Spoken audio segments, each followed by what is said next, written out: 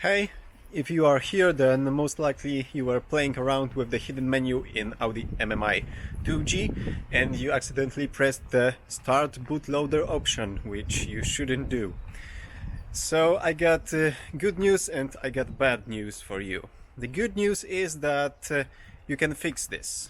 And the bad news is that you will need a special CD. In fact, you will need a software update CD for Audi MMI system. This is what you will need. As soon as you insert this in the drive, the CD1 or the CD3, it should read the missing bootloader from the disk and your system should be fine in a few minutes.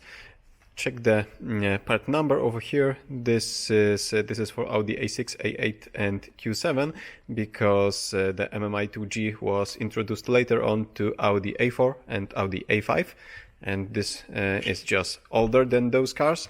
So this is the part number that you need to order in your Audi dealership, and it's not expensive. I highly recommend you do this instead of downloading some pirated copies over the internet.